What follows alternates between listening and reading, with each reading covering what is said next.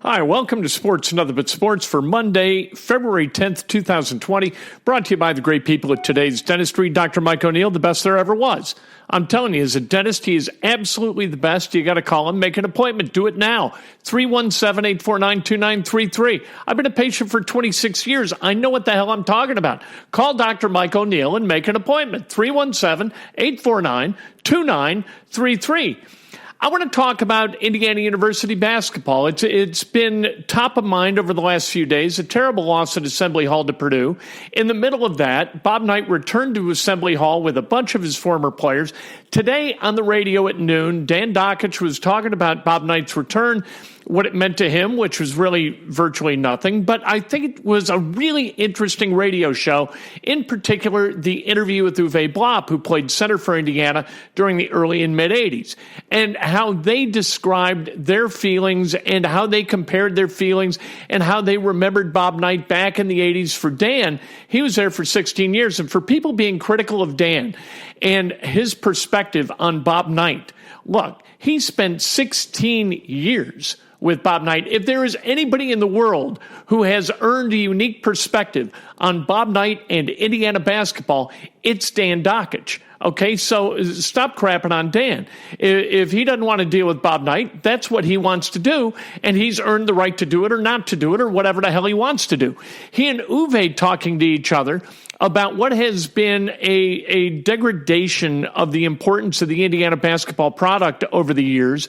Really, really interesting that Indiana purposefully, at the time of Bob Knight's ouster from Indiana, was really trying to de-emphasize basketball and make the university more about the university and less about the basketball program. I think that's really interesting, and I wonder if that's why Indiana has continued to languish among kind of the mediocres of the Big Ten.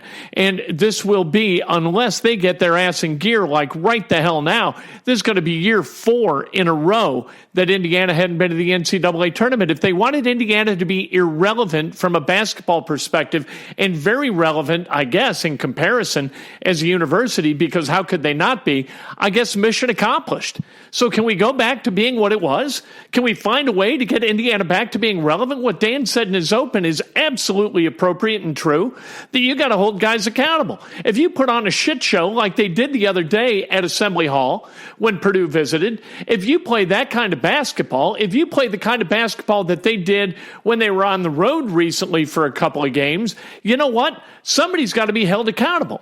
Whether it's assistant coaches, whether it's players, whomever, you've got to hold people accountable on some level. You cannot go in to game after game after game after game with virtually the same rotation. I know they moved Devontae Green back out of the bench, but they continue to start the same guys, bring the same guys back off the bench. Green comes in off the bench. It's absolutely crazy. Look, if you don't care about playing basketball at Indiana, don't play basketball at Indiana. You don't have to. Because of the Student-Athlete Bill of Rights, you get to stay in school. If you remain in good academic standing, you get to keep your scholarship if you want to. So go ahead and do that if you don't care about playing basketball. It is so easy to tell the difference between a team that cares, players who care about playing the game versus players who do not care about playing the game and do not care about the results. It is so simple to see that, and that's exactly what we're seeing at Indiana. We're seeing a bunch of guys who are going through the motion, feel no sense of collective purpose, feel no sense of love for one another or love for the game. Love of basketball is an easy thing to discern as you watch guys play. Who's in a stance, right? Who's blocking out? Who's staying between their guy and the bucket? Who is giving up the ball for a better shot to somebody else? Who's doing all that stuff? That's easy to watch. Basketball is so, you cannot hide a bad attitude on a basketball court. And Indiana has some guys with okay attitudes, and they have guys with bad attitudes, and sadly, they're being defined by the guys with bad attitudes. So here's the thing about basketball, too. If you've got 13 guys on scholarship, and I know Indiana doesn't have 13 this year, they've got 11. All right, so they've got 11 guys on scholarship. And if you've got one or two who are not ponying up and are not lifting. You need all the guys to lift each other up. If you've got a couple of guys pulling down, you have a substantial problem that needs to be corrected. And I don't think that Archie Miller has, in fact, I know that Archie Miller hasn't done all that's necessary to correct what needs to be corrected. Now, the question is whether that's Archie Miller's decision or not.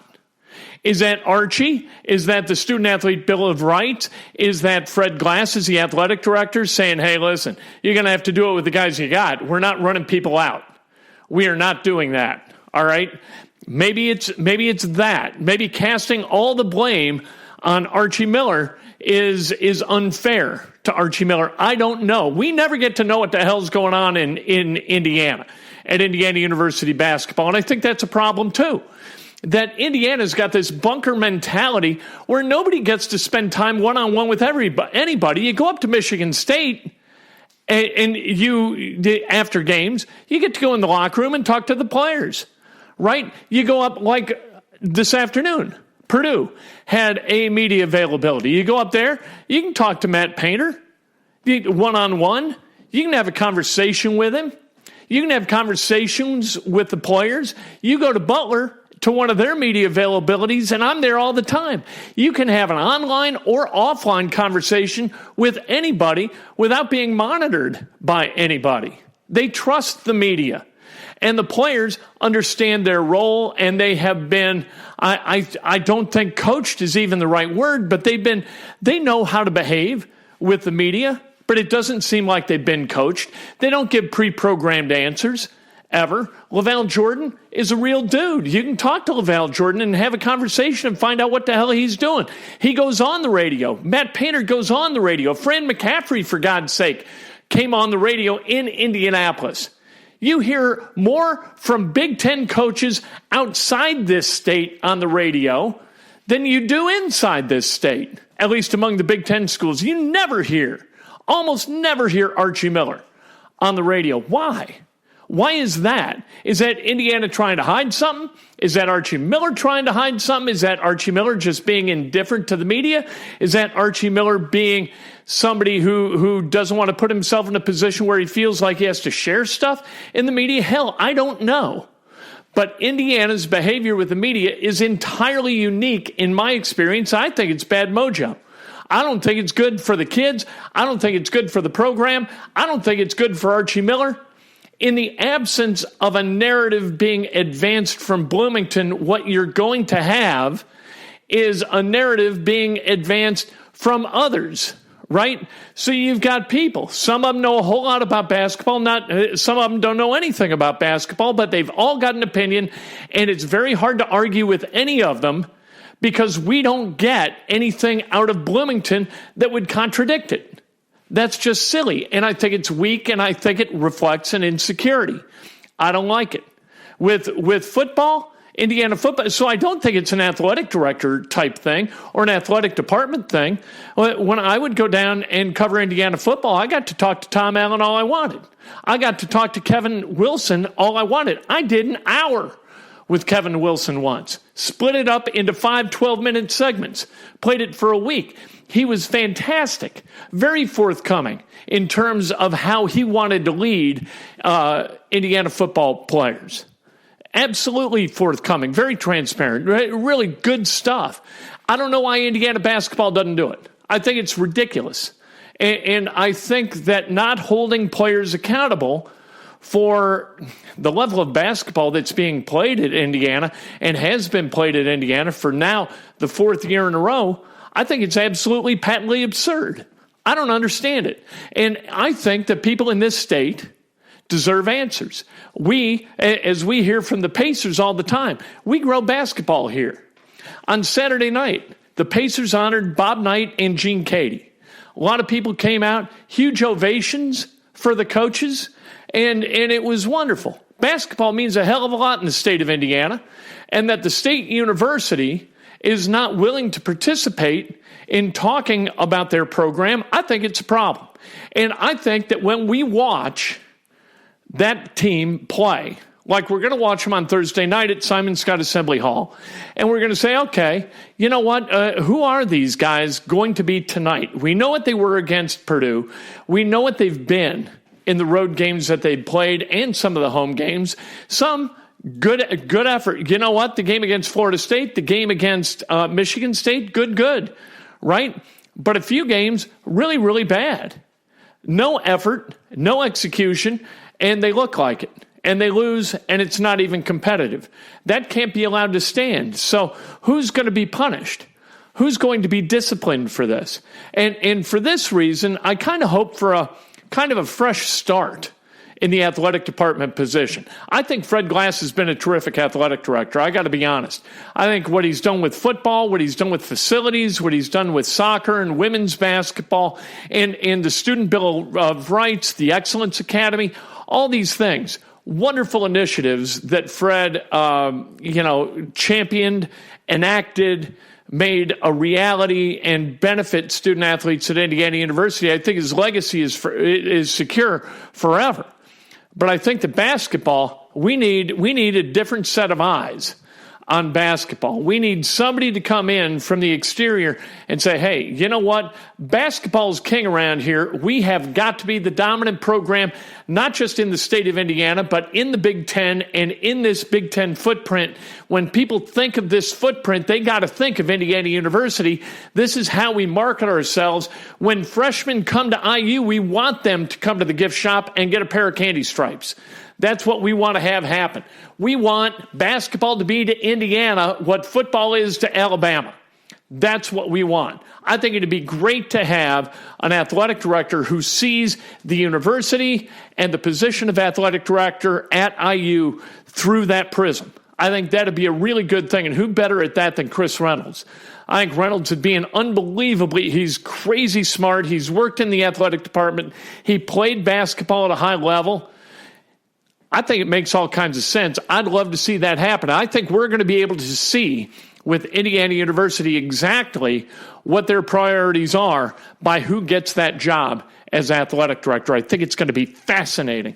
Also fascinating, tonight we're going to see the Pacers take on the Nets. We spoke to Nate McMillan a little bit earlier today. We asked Nate, what has to happen tonight and moving forward to straighten this thing out? No, we really have to establish ourselves.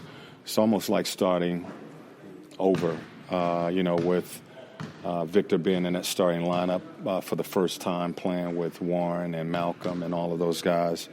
Lamb moving to the bench and coming off with the bench. The bench has been different all season long. So really it's us establishing ourselves, establishing that first unit, as well as trying to establish a second unit now. With the rotations that we have. Did you foresee this? Oh, yeah. I mean, we knew Victor was coming back. Right. So, we absolutely saw this and knew this would happen. Yeah. What have you seen from T.J. McConnell? What has he added to your He's group? done a good job of really establishing that second unit. I think he's done a good job of giving that team an identity. They play fast. I've had him out there with shooters, with Doug and Justin and Aaron at times, and he has been able to establish that second unit, changing the tempo of the game when he comes in. You guys, in terms of, I know you've been talking a lot about staying in front of the ball and stopping the ball. Mm-hmm. You guys' identity has been getting stops, particularly in key situations the last few years. Is it a matter of is it one-on-one defense, or are you looking at it as a team defensive concept of the whole rotation? It's both. It's certainly it starts with you covering your man, but if you have breakdowns, you got to have rules and principles in place, and so it's not one or the other. It's both. It starts with you trying to control that ball out on the perimeter and keep the ball in front. And if there's a breakdown, weak side has to be in the paint to help. It's not something. It's no surprise. It's not something new. It's something we've done, and we haven't done it lately or done it well enough lately. So this is nothing new, or, this is defense 101. And, you finish that up with boxing out and rebounding. And, we've had breakdowns in all of those areas. Is that just something that happens over the course of an 82-game season? You got high tides, you got low tides? Well, yeah, it can. Yeah, and I think that's what's happening with us right now. We just had some breakdown in some games, and we've dropped those games, and we got to get it back. We got to fix it, and part of that is getting on the same page out there and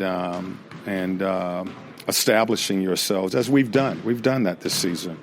You're going to have slippage during the course of a season, and we've had some slippage, we've had some changes, and it's just a matter of us continuing to work to correct those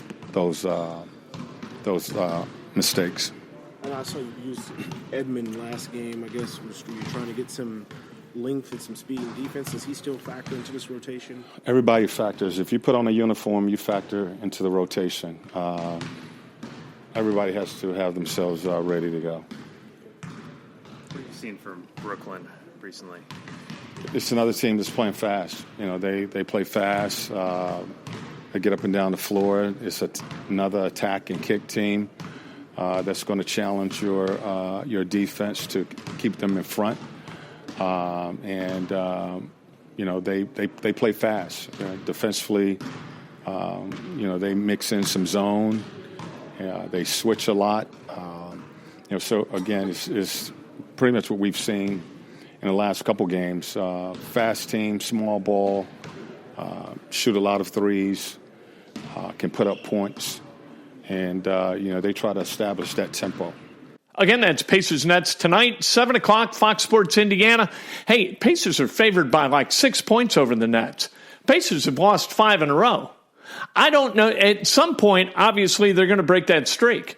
But the way they've played over the last couple of weeks, you know what? Pacers -6 is not a bet I would make. In fact, I might do the inverse if I were you and if I were of a gambling mentality. Of course, I'm not, because I get too wrapped up in the game. And to care about the game, I don't need to have a financial investment in it. So I kind of stay away. Gambling on things like this, it kind of ruins my night when I lose. And that's not the kind of personality that should be an enthusiastic participant in wagering on sports. Hey, tomorrow morning, Breakfast with Kent, bright and early, 8 o'clock on Facebook Live, about 8:15, right after the Facebook Live edition, on Twitter and on Periscope. I cannot wait to talk to you then. All brought to you by the great people at Today's Dentistry. My God, Dr. Mike O'Neill, what he does with one of those little things that picks at teeth, you never seen anything like it. So dexterous. Give him a call, 317-849-2933. Today's Dentistry. It's not just Dr. Mike, it's the entire staff. They're wonderful. Join me tomorrow morning.